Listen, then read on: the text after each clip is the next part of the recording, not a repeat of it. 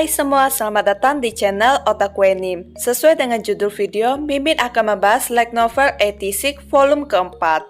Tanpa berlama-lama lagi, kita masuk ke pembahasannya. Jadi, setelah penghapusan Morpho oleh Scott Noutlet dan pembebasan Republik San Magnolia dari Legiun, Federasi Giade menerima gelombang besar 86 baru yang bergabung dengan upaya melawan Legiun. Sebagai catatan, jumlah 86 yang dilindungi Federasi sekitar 10.000. Namun, tentara Federasi mengalami kesulitan untuk mengintegrasikan 86 ke unit reguler mereka karena doktrin dan budaya mereka yang saling bertentangan. Yang dimana tidak seperti tentara Federasi, 86 memprioritaskan menyerang musuh daripada menyelamatkan yang terluka untuk menghindari menjadi sasaran empuk bagi Legiun itu sendiri. Meskipun pilihan mereka ada benarnya, tapi itu membuat takut banyak tentara Federasi dan memperkuat keyakinan mereka bahwa 86 adalah orang-orang yang gila bertempur. Selain itu, penggunaan Wedrive oleh tentara Federasi lebih menekankan pada pertempuran langsung, sementara 86 lebih menekankan penggunaan kecepatan dan kelincahan untuk menghindari pukulan dan mengungguli Legiun. Kontras yang mencolok ini menyebabkan sulitnya kerjasama antara kedua kelompok, dan juga 86 tidak suka menggunakan Vanagender yang lebih lambat. Karena masalah ini, Federasi membentuk squad baru bernama Paket Serangan 86 sebagai pasukan independen yang terpisah dari unit reguler Federasi. Paket Serangan 86 berjumlah 168 prosesor, yang terdiri dari 86 dan tentara bayaran Vargus. Dan juga paket serangan 86 terdiri dari 7 squad, yaitu Spearhead, Birsingamen, Northlight, Lycan, Thunderbolt, Valence, dan Claymore. Squad Spearhead akan dipimpin kembali oleh Sin yang anggotanya telah direformasi. Squad Birsingamen dikomandai Siden dan Sana sebagai wakil kapten. Squad Northlight dipimpin oleh Bernhard yang menggantikan posisi Sin dan merupakan satu-satunya squad yang semuanya berisikan tentara Vargus. Squad Claymore dikomandai Rito Oria. BTW, Rito ini adalah bawahan Sin dan Raiden di squad yang sama, yaitu Claymore, sebelum Sin dan Raiden bergabung dengan squad Spearhead. Dan juga Rito adalah kapten squad Spearhead setelah generasi Sin, hingga akhirnya ia diminta untuk memimpin kembali squad lamanya. Selanjutnya, squad Lycan dipimpin oleh Reiki Mechihi, dan yang terakhir squad Valence dikomandai Taiga Asuha. Di sini Dustin Jaeger adalah satu-satunya warga Republik atau ras Alba selain Lena yang mengajukan diri untuk paket serangan 86. Nama pribadinya adalah Sagittarius. Kita bahas sedikit tentang latar belakang Dustin dan juga alasan dibalik keputusannya untuk bergabung dalam paket serangan 86. Seperti yang sudah dikatakan sebelumnya, Dustin merupakan ras Alba. Namun Dustin lahir di Kekaisaran Giade dan pindah ke Republik ketika ia masih muda. Dustin awalnya tinggal dan bersekolah di sektor yang sebagian besar adalah Kororata. Teman sekelas Dustin kebanyakan adalah 86 yang kemudian dikirim ke kamp konsentrasi dan dipaksa untuk bertempur melawan Legiun. Sebagai seorang celena, Dustin terhindar dari kekejaman yang dilakukan Republik pada 86. Dan Dustin hanya bisa menonton bagaimana teman-temannya satu persatu gugur melawan Legiun. Kekejaman inilah yang membuat Dustin bergabung dengan paket serangan 86 sekaligus untuk menebus kesalahannya pada teman-temannya. Tidak seperti prosesor paket serangan 86 lainnya yang merupakan veteran 86 atau tentara Federasi, Dustin tidak memiliki pengalaman militer sebelumnya. Oh ya, di sini Dustin masuk ke unit Squad Spearhead dan berada di bawah pengawasan Anju, karena mereka tidak bisa menempatkan Dustin di bawah pengawasan Sin, Raiden, dan Theo yang merupakan garda depan, dan juga Kurena yang bertugas untuk mengintai.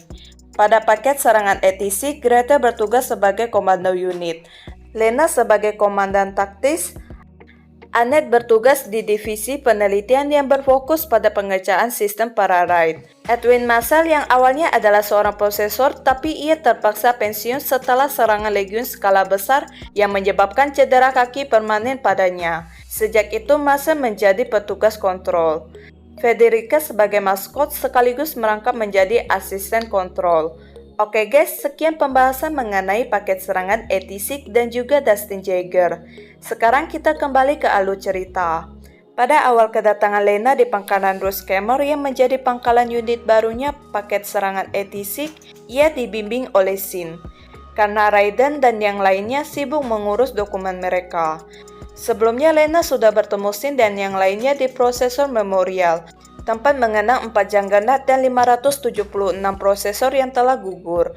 Di sini Shin memaksa untuk membawa koper milik Lena, meskipun Lena sempat menolaknya. Lena akhirnya mengetahui alasan mengapa Shin bersikeras membawa kopernya, karena tepat ketika mereka berdua sampai di depan barak pertama, Lena langsung menerima sambutan berupa guyuran air dari para prosesor lainnya. Lena bertanya-tanya apakah ini mungkin semacam tradisi federasi dalam menyambut perwira baru. Tapi Shin menjawab jika federasi tidak memiliki tradisi semacam itu. Shin yang melihat pakaian Lena yang basah segera membawa Lena ke kamarnya untuk membersihkan diri. Sesampainya di kamar, Lena langsung menuju ke kamar mandi, sementara Shin menunggu di luar kamar. Lena yang masih penasaran dengan kejadian tadi bermaksud menanyakannya pada Shin melalui para raid. Tapi Shin dengan cepat mencabut para raidnya setelah mengetahui Lena sedang mandi melalui suara percikan air yang mengalir. Raiden yang kebetulan lewat melihat Shin terduduk di depan kamar Lena dan bertanya apakah ia tidak apa-apa. Tapi Shin tidak meresponnya. Tak lama kemudian Lena keluar dengan mengenakan seragam milik federasi. Keduanya pun pergi menuju kafetaria. Tanpa sepengetahuan Shin dan Lena, Kurena dan Federica sedang mengamati mereka dari kejauhan. Mereka cemburu dengan kebersamaan keduanya dan berniat mengikutinya. Tapi Theo, Anju, dan Raiden berhasil menghentikan Kurena dan Federica. Sesampainya di kafetaria, Lena merasa senang dapat menyantap makanan sungguhan. Seperti yang sudah kita ketahui, jika sebagian besar pasokan makanan di Republik merupakan makanan sintesis. Setelah serangan Legiun besar-besaran, beberapa warga Republik yang lebih tua senang makan daging asli yang dibelikan federasi. Tapi anak-anak yang lahir setelah perang pecah membuang daging itu tanpa makan satu gigitan pun. Mereka menganggap jika baunya seperti darah, karena selama ini lidah mereka sudah terbiasa dengan makanan sintesis. Shin dan Lena kemudian membahas tentang kemampuan masak satu sama lain, yang dimana baik Shin dan Lena sama-sama buruk dalam hal memasak. Di sini sebenarnya Shin bukannya tidak pandai masak, tapi indera perasanya agak tumpul, sehingga Shin tidak tahu apakah masakannya enak atau tidak. Jadi rekan skuadnya tidak mengizinkan Shin untuk memasak makanan setelah mengetahui kemampuan memasak Shin. Sedangkan Lena yang terlahir sebagai satu-satunya pewaris keluarga Melise membuatnya tidak pernah melakukan pekerjaan rumah sehingga ia tidak tahu cara memasak. Bahkan Lena tidak tahu cara memecahkan telur. Lena pernah mendengar kalau cangkang telur itu keras dan mengira untuk memecahkannya diperlukan sebuah palu. Setelah selesai makan, Lena bertanya pada Shin, apakah mereka bisa memanggil satu sama lain dengan nama masing-masing, karena selama ini mereka hanya memanggil satu sama lain dengan sebutan pangkat atau gelar yang mereka miliki. Shin setuju, tapi dengan syarat Lena merubah kembali warna rambutnya dan tidak lagi memakai pakaian serba hitam. Alasan dibalik Shin memberi syarat seperti ini agar Lena tidak merasa seperti menanggung penderitaan etisik yang membuat Lena seolah-olah bersalah dengan pelakuan Republik.